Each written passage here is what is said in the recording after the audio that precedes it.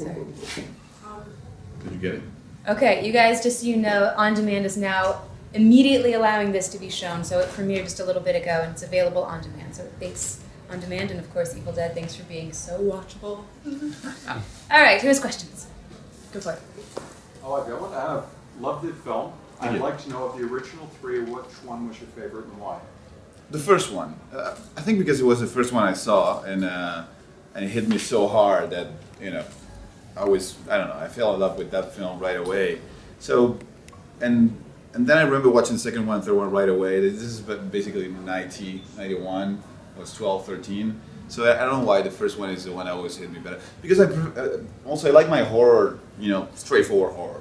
And I enjoy the comedy horror and that same thing, and I love it. But I prefer the straightforward horror, so that's why I think I love the first one the most. And I think the new film reflects that, right? Because I was going for at least the heart of the original film. Right?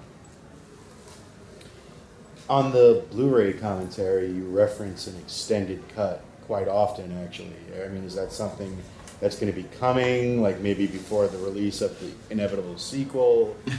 I mean, I don't know. Like, honestly, I have no idea. That's usually when you cut a movie, the first cut you do is a longer cut. It's a cut, you put everything you shoot in it. But then you do the best cut of the movie, and the one we're putting out right now, and the one that everybody saw in the theaters. That's what I believe is the best cut of the movie. That's people were asking me about the director's cut, but that's the director's cut. I mean, when you're working with Sam Raimi, you don't have a producer that's gonna butcher your film, and you're gonna go like, someday I gotta show my cut. No, what they let me put out there was my director's cut. So that's what I think is the best version of the film. And then eventually, probably, if people shows up for this one, and we see that people are interested in buying this version, probably eventually studio will want to put a different version out there. And it will be interesting to watch that one, like it always is. It's different, but for me, this is the best version of the film. Yeah, the Evil Dead Blu-rays and DVDs are known to come out quite often. I Like don't to see do any that. reason why the remake wouldn't follow suit. Let's see, I don't know. Questions? Yes. Can you talk about getting an R rating and how that came about? Yeah, I think it was easier than we thought it was going to be. But basically, when you think about ratings, usually you're writing the script, and I wrote the script with a friend of mine, and while you're writing and you deliver and you talk with Sam about it and Robert Bruce, and from that point you are already kind of, you have the rating in the back of your head, because people ask like, is it incredible how the movie is brutal? But that's not the hard part. Making a brutal movie, or I come up with crazy sick ideas, anybody can do that. The trick is how to keep it on the R side, because there's a bunch of movies that are way more, statistics and crazy and all kind of stuff that is out there, but those movies are NC-17 and they don't see a wide release. So the trick here is how to manage to step right on the line and not cross it, right, and become NC-17, and nobody will see it in the theater. And I believe these films are made to see in the theater.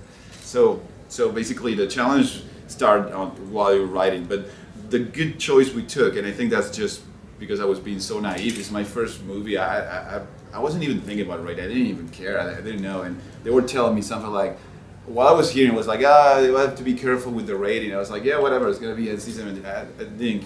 It's not that I didn't care. I didn't know. I didn't understand. So we wrote everything that we want to write. We shoot everything they want to shoot. I mean, they let us do it. Sam was, shoot the movie you think it should be, and we deal with the rating later. And thank God, once we have the cut and we deliver to MPAA, they basically, it's a process where the studio watches it and they know what's gonna work and what's not gonna work, but they did a great job, because basically all we had to cut down. What? I was going to say, were there any cuts that you really wanted, but at the No, end you ended up nothing. making it? Everything that I want to put there is there. We had to just tone it, like killing some frames out of some shots, like Jane, Mia cutting her tongue in half, Natalie cutting her arms.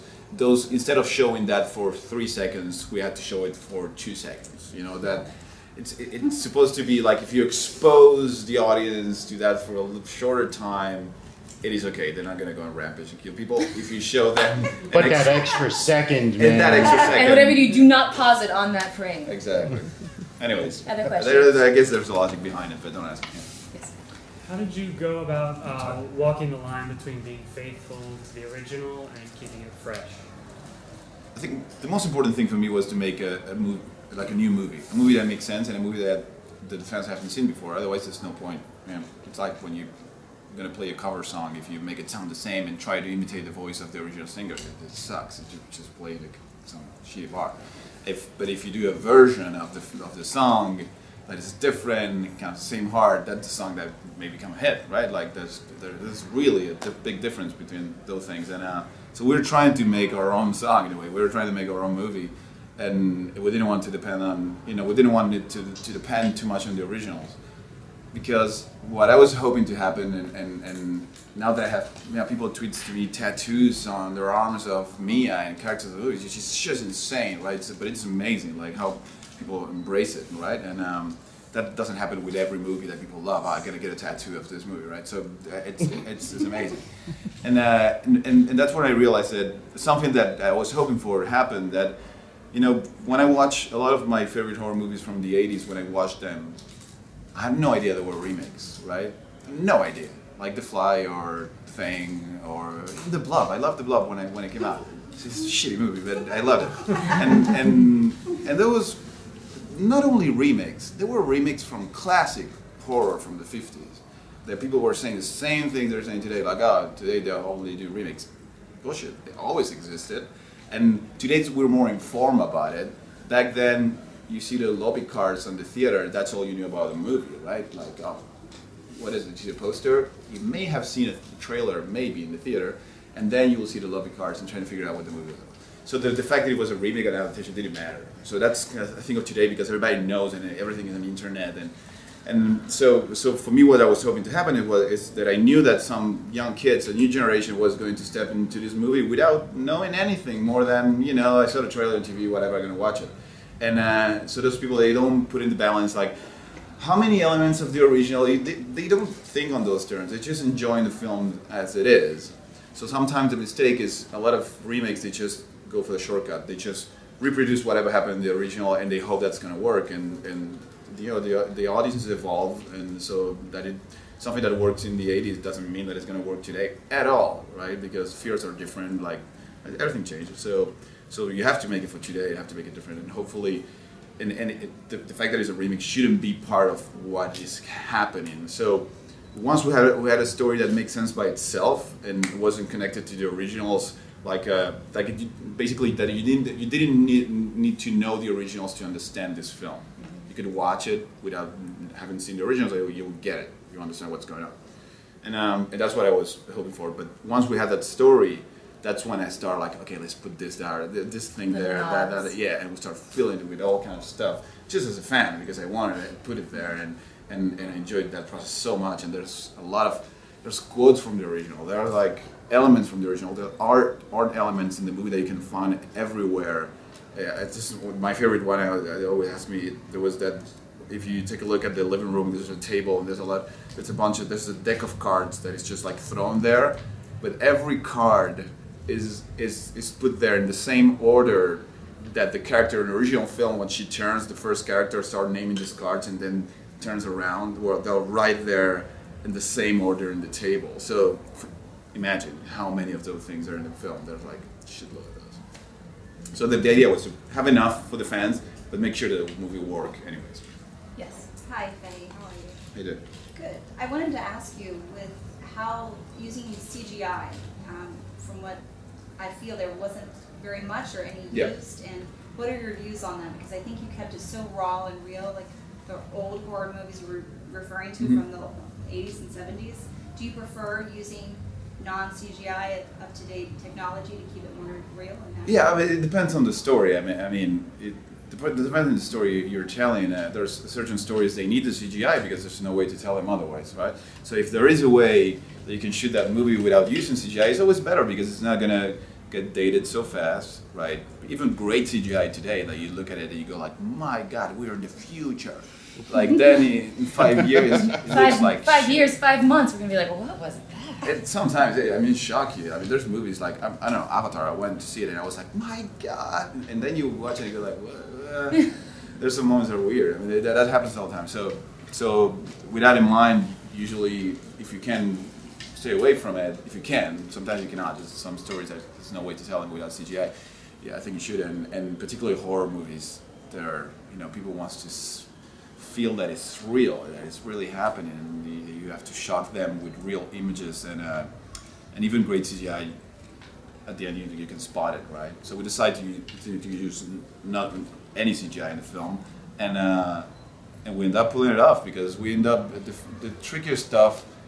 Probably end up doing shooting elements of fire and composing it. But we did visual effects that were available like 50 years ago, right? Of split screens, composing one element into another, which is different from CGI because everything you've seen is real, right? And I think it paid off. It was a drag during the shooting, I tell you that, but it paid off. How about like the river? So the river.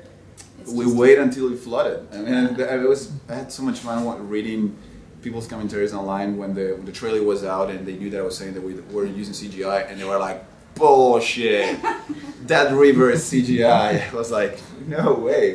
We shoot in a river at the beginning of the movie when the Jeep crosses, and then we start shooting the movie, and we were waiting for we knew it was going to rain someday. We knew that river would flood the day that it would rain, and we waited and suddenly it rained, and we sent a small unit there to get the shot, and we have a river. That's confidence.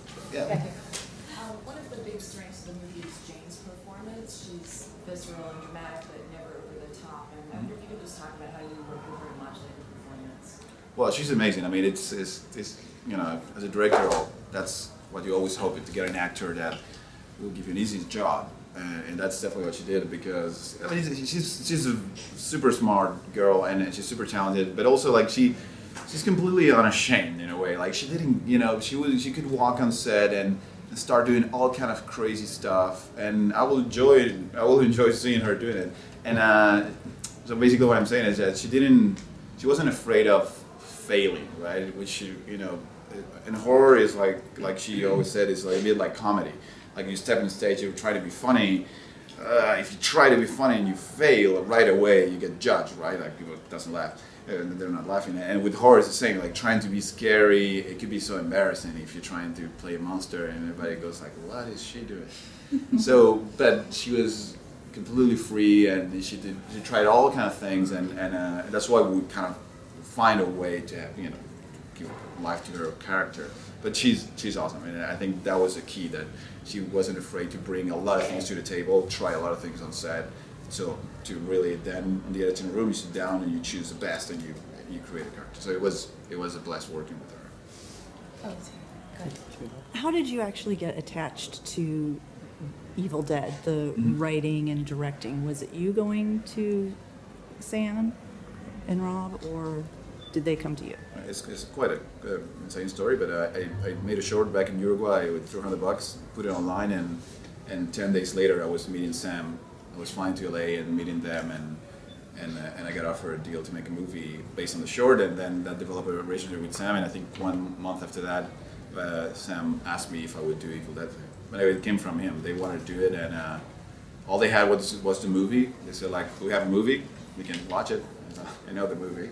And and so like, so what's your thought? And we started playing with ideas to what a 2013 version of the film would be, and we came up with the story, and we wrote it with one of my best friends back home. We wrote a lot of things together in the past, and that was the story. I think at some point Diablo Cody came in to do a dialogue pass that I wanted an American writer to do, and she didn't get credit at the end of the movie because we didn't use enough, that's WGA things.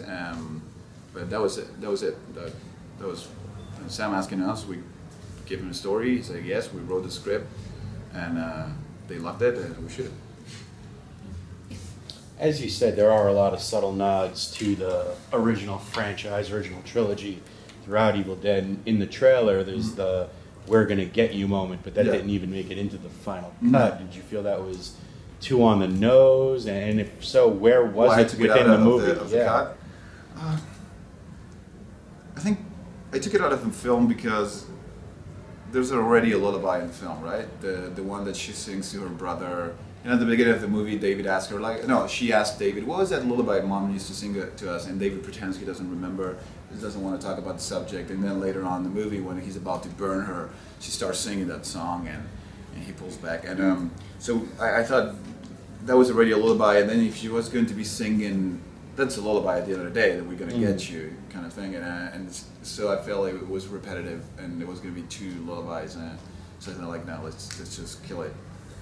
No pun intended. Yeah. It's great for the trailer, though. It worked great, yeah, because usually the trailers, they build it based on that first long cut that you do.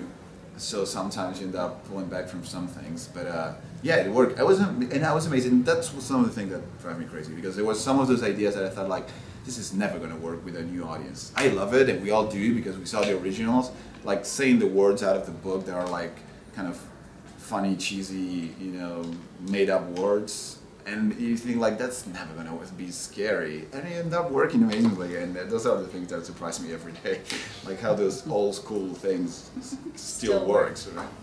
Plus, you got your hands in a lot of it, and a lot of shots. You're great hand. Yeah, that might. Thank you, great hand actor. On the subject of nods to the original, obviously we have the cameo in the end credits. I was just wondering, like, what was the development of that? I mean, The development. It is development for a shot. Yeah, there wasn't much development. It was basically, I think I wanted to have Bruce in the movie. That was, something I was pushing for, and they were all kind of, nah, like, this is your version of the movie. This is your movie. Because at first I was like, okay, great, let's get Ted Raimi, let's get Bruce, let's put everybody in the film. And they were right to say, like, look, no, that's our movies. You do your own. You bring your friends and put them in the movie, right? Which makes sense. And I was like, you know what, you're right. So I kind of pulled back from it at some point. But then and because I did that, that's when we started to impress about the film. And Bruce and I were saying, they were asking, is there a cameo? And there wasn't. So we were saying, like, no. And then I realized we got to a point where everybody was convinced there's no cameo. They were just bitching about it. There's no cameo. How come Bruce is not in the movie? And that's when I thought, like, oh, great. This is exactly what I want. Like, for me, a cameo is like what those extra tracks in the CDs used to be. Remember the track 11? Tracks, yeah. That suddenly you think the record is over, and suddenly there's a new song playing. There's a new song in the record. You call your friends and tell. That was magic back then. It exists. Internet killed all that, and now we all know what is there, and just look for it. And then suddenly the cameo is like, give me the fucking cameo. And like, you know what? I'm not gonna give you a cameo. There's no cameo. So because it has to work as a surprise for me. Otherwise, it doesn't. Now we all wait for it. You watch a Marvel movie, you just wait for the cameo to show up, and it's better be good. And it used to be just a surprise that you will be grateful. You were grateful that it was there, right? So for me, if people were waiting for it, there was no point to do it. So when we realized that we did a good job to not lie, because there was no cameo to, and everybody was convinced there was none. While we were working on the sound, and we were spending a lot of time with Bruce, we were like, you know what? We should let everybody know that the character of Ash exists in this universe, and is somewhere, and he knows what's going on. And I came up with the idea of what ended up being in the film, and we shot it with my one of that, kind of like that one, and put it there. I stole some lamps from the offices, and I lighted up, and we did it in a very simple way. But for me, it was so important that he was there. And then, unfortunately, because it was South by Southwest, people started saying, like, oh, stay till the end. Oh. And then but some people didn't know. I was in a lot of screenings, and I could see people running back into the theater. No, it's over. And people missing the cameo, and I love to see that, because there was a lot of people that didn't know. And that's why we did it. And what it's saying is that Ash exists in that universe, right? When I saw it, somebody didn't get it. They just said, "Oh, it's the Daphne Burnham." Good, yeah. One more question. Anybody we haven't heard from? You get it. All right. To that point of Ash existing in this particular world, being out there somewhere, for the next film or even the next series of films, people have been talking about Evil Dead 2, Army of Darkness 2, whatever you want to call it. is there room, in your opinion, for some crossover? Like, can Jane be walking down that road and then up pulls Ash? Or I mean, I even heard there was a variation of a scene like that. There was supposed to be a scene like that at some point, but then Bruce couldn't shoot it, and so we ended up shooting a version to see if we could bring Bruce back later, but we never use it, and also because we didn't want to lock ourselves into, into a story for the second one. We wanted to make sure that maybe on the second one starts with Jane being attacked in the woods and dying. Who knows? But it was there's definitely a plan of uniting the universe. That's what I think it should happen, and it would be awesome as long as you would do it in a way that if you haven't seen the originals and you think that's the guy from Burn Notice, great, it works anyways. But if you're familiar with the originals, you will enjoy it in a different way. It will be great. So yeah, definitely there's plans. But right now we're just talking with Sam about it and trying to figure out the best way to tell it. To see where the story goes. The reality today of the horror market usually is that you just repeat the same concept over and over and over and over again, with just a new batch of characters. And I wouldn't enjoy directing that film. Just throwing the book somewhere else and getting 5 new kids. I like the sequels from the 90s and the 80s when there was actually a sequel and actually follow the story, see where it was going, right? So hopefully we'll manage to do that. I can see why Sam Raimi was so excited for you to direct. You obviously have a really good vision. Thanks for you coming in, Fede, and of course thanks On Demand for premiering it already, so it's available on demand right now. Thank you guys for coming in and asking great questions. Thank you guys. Thank you.